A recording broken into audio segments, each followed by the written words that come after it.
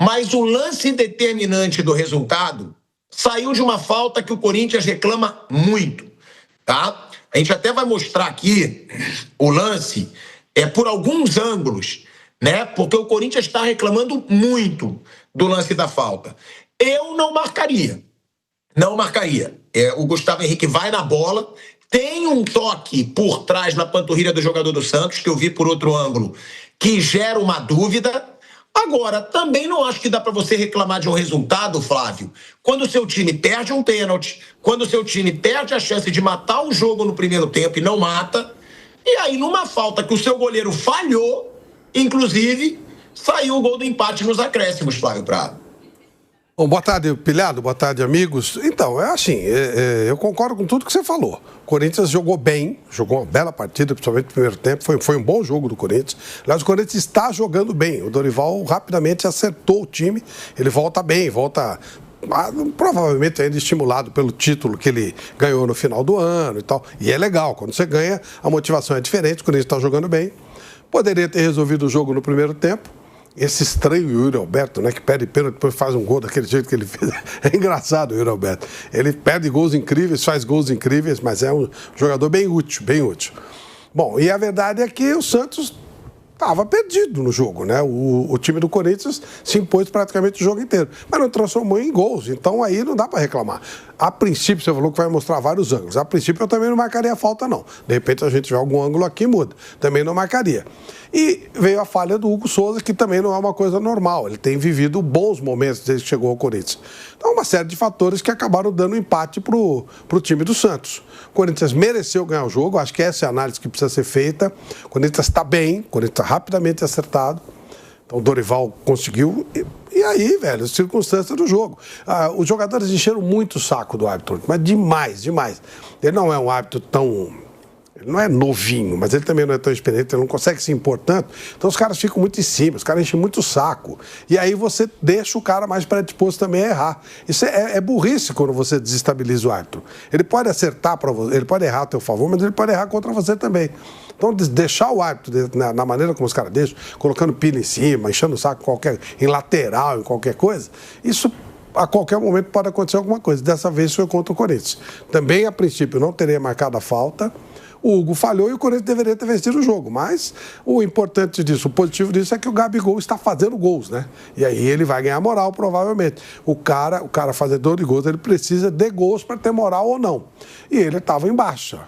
Bom, já é a segunda vez que ele faz gol no Santos, desde que chegou, gol importante. Então, acho que é legal também, né? Essa recuperação do Gabigol. Tomara que continue nesse nível.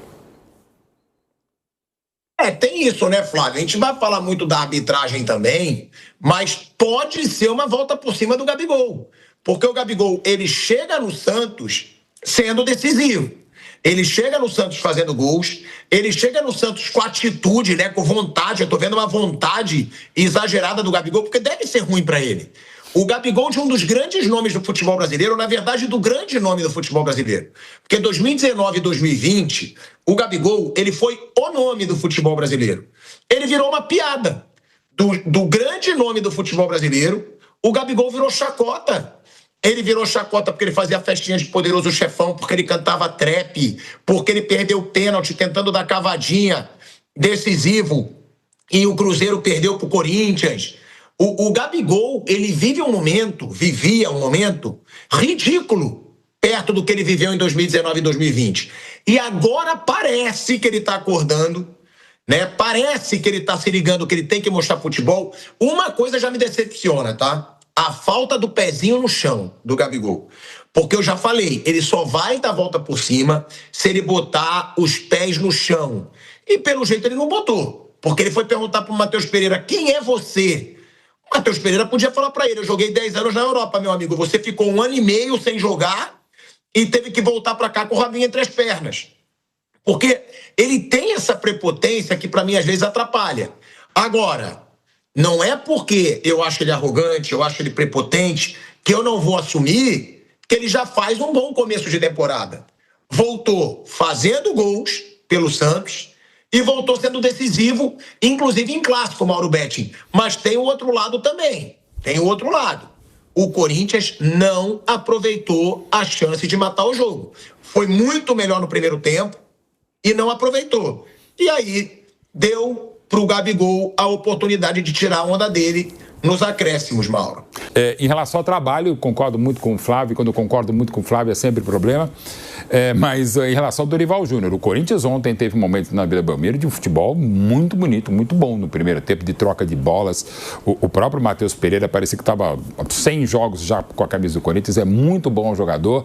É que é duro, cara, fica essa coisa. Quando surgiu a primeira coisa que ele tá fechando com o Corinthians, um amigo meu, até do mercado aqui do nosso, vai, cara, como assim Matheus Pereira no Timão? Eu falei, calma, que é o outro, né? E ele não lembrava. E é isso que falou Pilhado, é bom jogador. Barcelona bem, Juve não ficou, mas teve uma experiência muito boa. Marcelo Paz, que entende muito de futebol, trabalha com ele no Fortaleza. E o Dorival também, é claro, fizeram com que o time entrasse muito bem, o Matheus muito bem, o Corinthians como um todo muito bem, né? E o lance do Yuri Alberto é antológico. Ele pega a bola durante 10 segundos, eu não estou querendo comparar nem com o gol de placa do Pelé, nem com o gol do barrilhete cósmico do Maradona na Copa de 86 contra a Inglaterra. Mas vários gols, aquele do Al Oearan, da Arábia Saudita contra a Suécia, 200 graus, se não me engano, até na Flórida, um dos gols mais lindos da história das Copas, também dura 10 segundos. Vários lances legais, a gente está vendo aqui, para quem tem imagem aqui na Jovem Pan, alguns desses lances. Vários lances legais duram 10 segundos no futebol, lances históricos. E do Yuri Alberto, você está querendo dizer que... Não estou querendo dizer, mas poucas vezes eu vi, a gente vai ver já, ele pega a bola na intermediária do Santos, né? Daqui a pouquinho, né? Tem esse lance pênalti lá do gol do Gabigol, já. A gente vai ver, ele pega a bola na intermediária do Corinthians e escapa, dá um pique para a direita com a velocidade dele e quase atropela o Bandeira. O Bandeira tem que sair correndo porque o Yuri tá passando que não desgovernado. Tá aí, ó. Ele pega a bola, né? Raí, Pilhado, Flávio, torcedor Jovem Pan, e olha lá, passa por 2, vem um terceiro, ele vai, corta. Tem 6 jogadores do Santos. Ele não tinha meio alternativa, ele tem que fazer sozinho, né? Até que Zé Ivaldo, com uma maturidade, ele teletubb, o derruba, pênalti claríssimo, a gente quer ver outro ângulo dessa jogada fantástica. E é o suco de Yuri Alberto, da carreira dele, sobretudo no Corinthians, né? Uma jogada espetacular, como ele fez, menino da base da Vila Belmiro, quando ele chega bem ao Corinthians, e aí o momento 2023, que ele errava tudo, né? Tirou do Brasil, estou para fora, acontece, né? Jogou para fora, e eu falei, aí a torcida pega no pé, aí jogador, o cara que vai gol. Qual a diferença disso para perder de cavadinha? Então, quando ele perdeu de cavadinha, encheram o saco, isso aí não. É a mesma coisa. Mas olha que impressionante. Logo depois, ele arranca de novo pela direita, não tem ninguém do Santos, só não faz o gol porque esse grande goleiro que é o Brasão espalma, segue o jogo, o Corinthians vai para frente, chuta de novo, bate, volta para ele domina, e é um dos tantos méritos dele, do Yuri. Ele quase sempre ele chuta, não que é inesperado, se espera que o atacante, artilheiro histórico da Neoquímica Arena, chute, mas ele chuta muitas vezes num contrapé do goleiro, num átimo, que ele bate e consegue vencer um goleiraço como o Brasão. Em 5 minutos ele vai do céu pro inferno, volta pro céu, e assim, e o Corinthians, quando fez parecia que ia fazer 2 e 3, pelo que jogava a bola o Corinthians e pelo que não jogava o Santos. No segundo tempo, até uma questão física, isso vale para o Corinthians, para o Santos e para todo mundo nesse calendário intenso e insano, o Corinthians estava absolutamente administrado. Eu confesso que eu levei um susto quando o Gabigol faz o gol. Claro, teve a falta que eu também não marcaria. Até no primeiro momento eu achei, marcável, mas eu não marcaria. Mas dá para discutir, vamos discutir bastante. Confesso também que eu entendo o Hugo abrir a barreira para ele poder ver uma falta tão próxima, né? E com outras opções, além do próprio Gabriel Barbosa, ele bater. Só que um goleiro do altíssimo nível, com poder de reação espetacular, de tempo de reação do Hugo Souza, é uma bola defensável para o goleiro como ele, apesar da pancada de seu Pepe do Gabriel. Estou exagerando aqui. Mas o fato é que esse resultado é para o Santista ter 2 reações. Primeiro, ufa, não perdemos para o maior rival. Em uma situação ainda delicada de tabela. E ufa, podia não só ter perdido, podia ter sido perdido ainda mais horroroso. Era um jogo que talvez a secretária do RH do Santos já estava se movimentando ali nos bastidores da Vila para preparar a demissão do Vojvoda, não só pelo mau futebol ontem na Vila, e em quase todo o Campeonato Paulista. E por aquilo que vem do ano passado, claro. E perdendo a mão para o maior rival e do jeito que jogou muito bem o Corinthians. Mas assim, é um jogo maluco, porque era porque ele ter ganhado muito bem, estava absolutamente administrado, quando num lance polêmico toma o gol. Resultado, ainda uma situação delicada para Corinthians e Santos na tabela, mas ainda reversível, mas o Corinthians pelo menos nos mostra alguma evolução.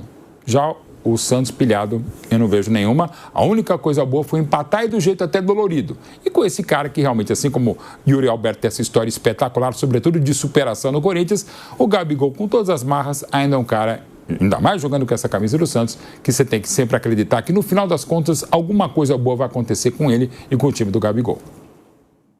A gente está falando, né, de um Gabigol que pode estar crescendo, né, para essa temporada. E eu acho legal, apesar de eu não achar o Gabigol a melhor pessoa, eu acho que ele, como jogador, quando ele quer mesmo jogar, ele é o cara em muitos times por onde ele passa, até porque ele tem personalidade forte. Isso eu gosto. Eu não gosto da prepotência. Personalidade forte eu gosto. Agora, também tem esse lado do Corinthians, né, o Raí? Porque, como disseram o Flávio, o Mauro, melhorou o futebol do Corinthians. Claro, é cedo para falar porque é o Campeonato Paulista. Mas é um futebol do Corinthians melhor do que foi no começo da temporada passada, Raí. E até porque, né, se você for olhar para a tiragem aí de jogos, o Corinthians fez 3 jogos com o time titular e desses 3, 2 foram clássicos, né? Contra o São Paulo e agora ontem contra o Santos. Os resultados foram iguais, 1-1 nas 2 ocasiões, mas com circunstâncias muito diferentes, né? Em um clássico o Corinthians vai buscar o empate no fim, no outro ele sofre o empate no final. E a gente também não pode perder de vista que nesse momento o Dorival não tem nem o Memphis, nem o Garro. O Garro há bastante tempo ele não tem, né? Mas o Memphis foi decisivo, fez o gol do título da Copa do Brasil, então é um jogador muito importante que nesse momento ele não tem à disposição, tá lá treinando, se preparando para retornar, né? Então, diante de todos esses aspectos, pré-temporada, tudo aquilo que a gente já conversou aqui sobre todos os times, é sim elogiável esse começo de ano do Corinthians. É o mais estável dos paulistas, sem dúvida. Ele até não tem a melhor campanha, o Palmeiras tem a campanha melhor do que a do Corinthians, mas o Corinthians está mais estável nesse momento. O Palmeiras sofre críticas e tal, tem muita gente debruçada no trabalho do Abel, que está emperrado já há algum tempo e não começou tão bem assim do ponto de vista de jogo, de desempenho, vitórias magras, aí tomou 4-0. São Paulo está lá embaixo, brigando para não cair, como muita gente projetava e imaginava. E o Santos também está ali mais ou menos no meio da tabela no Campeonato Paulista. Então, até os pontos do Corinthians, né, não são tantos nesse começo, mas o futebol é bom, é melhor do que a média da temporada passada. Acho que o Matheus Pereira aí, que a gente falou bastante sobre, e teve essa questão com o Gabriel ontem aí e tal, Marra e coisas à parte, é um belo acréscimo ao meio-campo do Corinthians. Acho que o Marcelo Paes fez muita bobagem no ano passado na montagem do Fortaleza e ele mesmo admitiu isso. Mas 2 contratações na segunda parte do ano foram muito importantes para a sequência do time, né? O Matheus Pereira foi uma delas e também o Barreiro, que fez 7 gols ali nas últimas 8 rodadas do Campeonato Brasileiro. E graças a ele também o Fortaleza conseguiu brigar, pelo menos até o fim. Não permaneceu na primeira divisão, mas brigou. Esses 2 jogadores foram muito importantes e acho que trazê-lo para o Corinthians acabou sendo um acerto também, né? Ele foi revelado pelo Corinthians, deu aí um giro pela Europa, voltou para o Fortaleza e agora está de volta àquela que foi a sua primeira casa e é um muito bom jogador de meio campo, qualidade de passe, boa visão de jogo. Ontem o Dorival armou um meio bem forte, né, com ele, Ranieri, Carrilho, Bidon e o André também, que é uma outra ótima novidade nesse começo de ano, só com o Memphis um pouco mais adiantado. Então, mesmo com problemas aí, dificuldades, baixas e tal, o Dorival vai conseguindo fazer o Corinthians forte, o Corinthians competitivo nesse começo de 2026. Sobre o Gabriel, eu acho que o que tem de ótimo para ele é a oportunidade de jogar. Na temporada passada ele não jogou porque não conseguiu ganhar nos treinamentos, nas oportunidades que teve em campo, a vaga no time titular. O atacante titular do time, o Caio Jorge, foi muito melhor do que ele, mereceu ser o dono da vaga no time e ele ficou ali à margem ao longo da temporada toda, como tinha sido no Flamengo. Então essa saída dele para o Santos, como a gente analisou aqui, é também uma oportunidade dele ganhar minutos, dele estar em campo e aí com isso recuperar a forma, marcar gols, recuperar a confiança, desaprender a jogar, acho que não. O que eu disse aqui, e repito, mantenho essa visão há algumas semanas quando ele foi apresentado, é que nos últimos anos, aparentemente, faltava a ele a autocrítica, de entender por que estava errando e onde não estava indo bem, para corrigir e dar a volta por cima. Quem sabe no Santos agora, num ambiente favorável, ele tem essa possibilidade, né? Mas são 4 jogos apenas, 3 que ele atuou. É preciso ter calma, cautela, nem tanto ao céu, nem tanto ao inferno. Não é uma porcaria de jogador e não merece vaga na seleção brasileira ainda porque fez 2 gols no Campeonato Estadual. Legal para ele se recuperar, tomara que consiga, volte a desempenhar, vai ser importante para ele e para o Santos e a gente tem que avaliar gradativamente, quando começar Brasileirão, Copa do Brasil, o Santos vai jogar a Sul-Americana também, como ele vai se comportar ao longo da temporada. Eu acho um exagero, depois de 4 jogos, dizer que o Gabriel merece uma vaga na seleção brasileira, por exemplo. Se o Gabigol acredita que ele pode dar a volta por cima na carreira, que ele pode ser o Gabigol de 2019, de 2020, esse é o ano. Porque 4 anos seguidos em uma fase já leva o Gabigol para um outro patamar de jogador. É o clube onde ele foi criado, é o clube onde ele diz se sentir em casa, que ele está lá perto da esposa, perto do parça, do Neymar. Então, o Gabigol vai tendo um começo bem melhor de temporada, claro que é cedo para falar, do que ele teve nos 2 últimos anos no Flamengo e no Cruzeiro, onde ele foi banco quase o ano inteiro para o Caio Jorge. Teve o Matheus Pereira, tá? Se destacando muito também e tendo que ouvir gracinha do Gabigol, porque o Gabigol olhou para o número da camisa dele e perguntou: quem é você? Para o Matheus Pereira. Teve isso. E vale lembrar para o Gabigol que o Matheus Pereira teve 10 anos de carreira na Europa. O Matheus Pereira não é um qualquer para o Gabigol falar quem é você. Até porque o Gabigol ele tem essa mania, né? De querer menosprezar os outros. Outro dia ele foi mostrar a taça da Libertadores pro Marcelo, teve que ver a taça da Champions League. E não uma taça, 5 taças de Champions League. Então, essa arrogância, do Gabigol, ela muitas vezes que o derruba. Então, é muito bom deixar claro pro Gabigol, para ele botar os pezinhos no chão. Teve a polêmica de arbitragem. Foi ou não foi falta do Gustavo Henrique no Gabigol? Mas vamos aproveitar que a gente está só no YouTube para botar a imagem do lance, Kaique, para a gente mostrar as imagens desse lance, porque eu não achei, tá? Eu não achei falta. Mas tem um ângulo, inclusive, que eu mandei para o Kaique, para nossa produção, que mostra um toque por trás do Gustavo Henrique. Tá? Aí primeiro o lance de frente, olha aí, ele vai na bola, bola, total bola. E ainda recebe o pisão no tornozelo, que ele mostrou, o roxo, o hematoma que ficou no tornozelo dele. Bola total e ele leva o pisão no tornozelo. Se foi falta, foi mais falta do jogador do Santos no Gustavo Henrique do que falta do Gustavo Henrique, Ele toca a bola e leva um pisão, pô. Leva um pisão. Só que tem um outro ângulo, que aí eu mandei até pro Kaique, que algumas pessoas me mandaram. Vamos botar aí na tela, Kaique, aquele ângulo, aí, esse aí, esse ângulo. Ele vai no pé esquerdo nada, mas olha o pé direito, Ele com a direita, ele dá um chute na panturrilha do jogador do Santos. Deu aí agora, ele dá com a direita. Mas eu acho mais falta o pisão do jogador do Santos no tornozelo do Gustavo Henrique do que esse toque que ele dá por trás na panturrilha. Quero saber a opinião de vocês. Para mim não foi falta, até porque o árbitro dá a vantagem, ele deixa o Gabigol chutar, ele dá a vantagem, então não tem por que ele voltar atrás depois. E outra, o Flávio Prado, é o que eu digo, eu não boto na conta do árbitro. Mas esse lance foi um erro que o Dorival, como a gente vai ver aqui daqui a pouco, tem razão de reclamar. Agora, o que você acha? Foi mais falta o pisão ou o toque por trás? E outra, se ele deu a vantagem, ele tem que deixar de vez? Então, Pilhado, para mim não foi falta. Essa sequência que você falou aí, a perna fica, Você teve um movimento, o lance acabou, você toca na bola, tirou, e a perna fica, vai bater, vai esbarrar, você não pode marcar falta por aí. Para mim, realmente não houve a falta. Com relação à vantagem, sim. Se você tem uma vantagem e você perde essa vantagem no transcorrer da jogada, o árbitro pode marcar o lance anterior. Antes não. Antes não era assim. Antes deu vantagem, acabou. Ele pode marcar a falta depois se ele entender que você perdeu a vantagem por qualquer razão. Para mim, não houve falta e ele poderia ter marcado caso ele tivesse entendido que houve falta. Lance normalíssimo, disputa de bola, tomou a bola com a perna esquerda e a perna direita segue. E o lance já estava encerrado, inclusive. Ele toma a bola, o jogador cai e acabou. Faz parte, normal.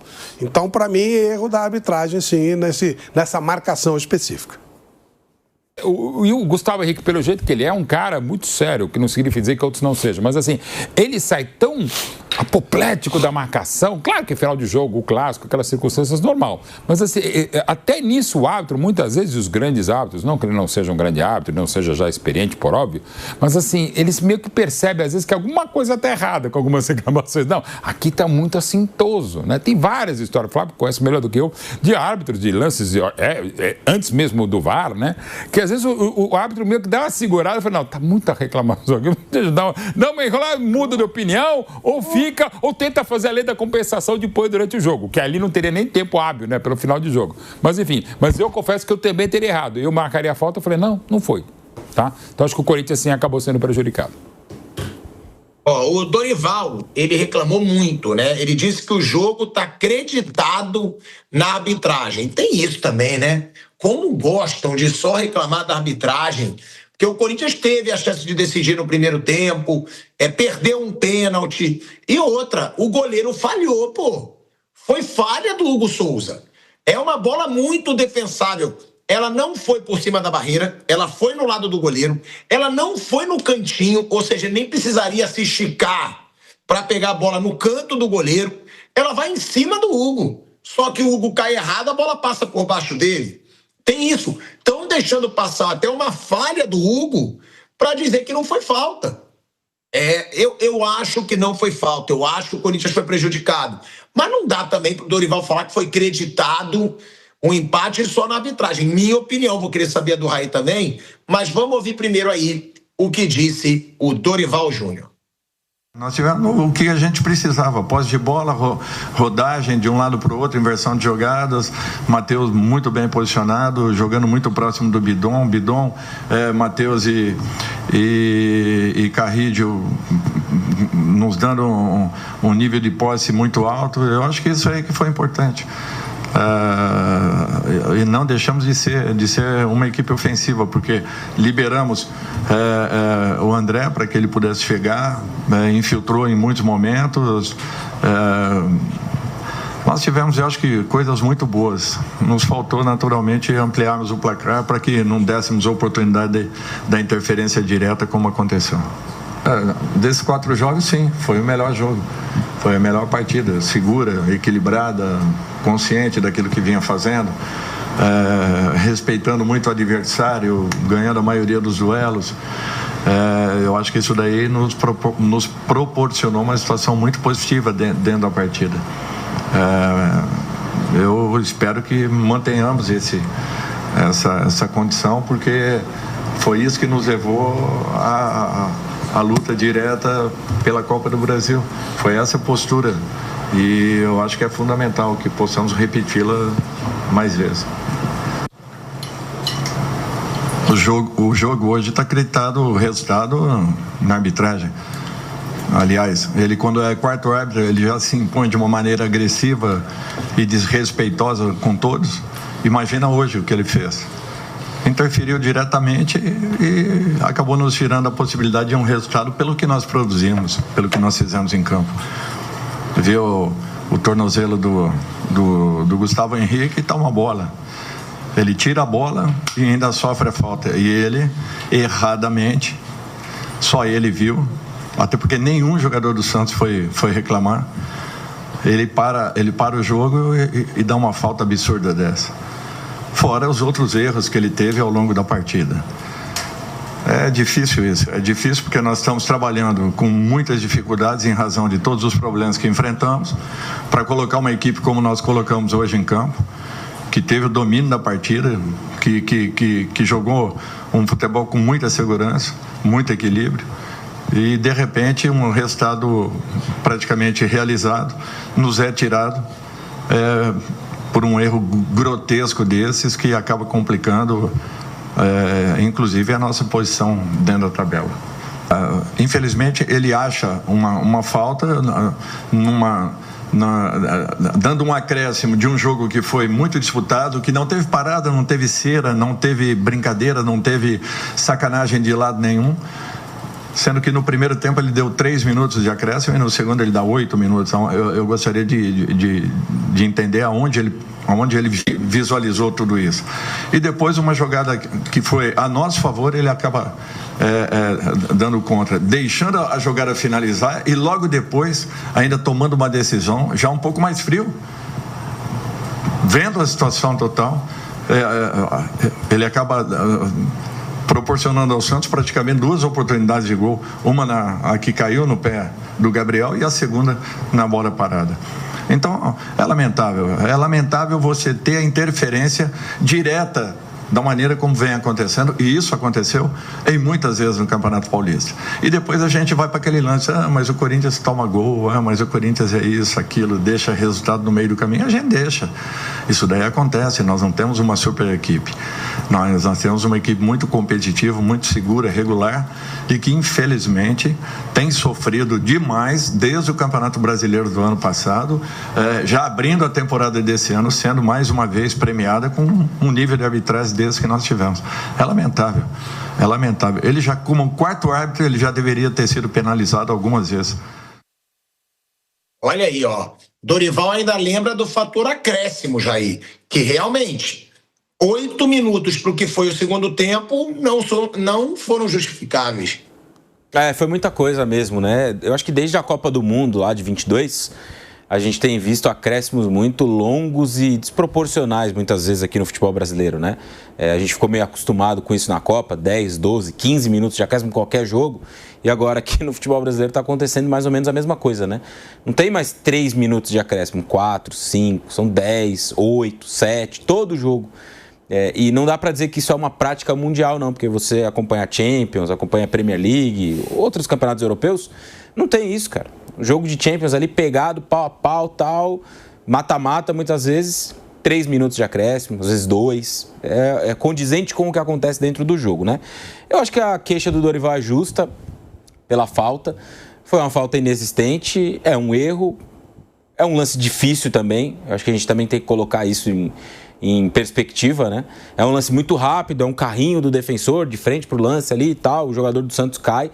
Não acho que foi falta, mas eu não acho que tenha sido também uma coisa escandalosa, assim, o Corinthians foi garfado. Foi um erro de arbitragem, como vários acontecem no futebol brasileiro e vão continuar acontecendo ao longo de toda essa temporada, porque a arbitragem não melhorou, não me parece ter um trabalho para que ela melhore assim, de forma acentuada, pensando em Campeonato Brasileiro.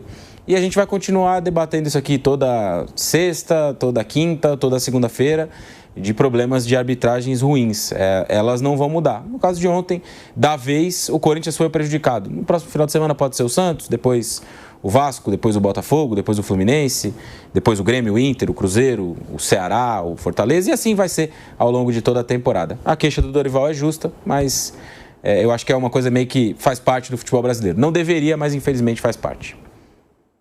Eu também achei meio exagerada, né, a reclamação do Dorival, mas foi prejudicado. O Gabigol, ele também falou, né, depois do jogo, mas o Gabigol, ele disse o seguinte: eu acho que é um jogo muito complicado. Um pecado ter um clássico depois de 2 semanas de treino. Os jogadores não estão 100%, muitas dores. Vários jogadores já no sacrifício, mas foi um clássico disputado. Foi 50-50. Tiveram bons momentos e nós também. O que vale é a luta, a entrega. Não podemos deixar escapar pontos. Sobre a falta, é questão de momento. A bola é horrível. Não iria subir e descer. Tinha o canto do goleiro e eu optei por fazer isso. Tem isso ainda, né? O Gabigol ainda falou que a bola era horrorosa. Ele falou, e eu tenho que falar, a bola é horrível.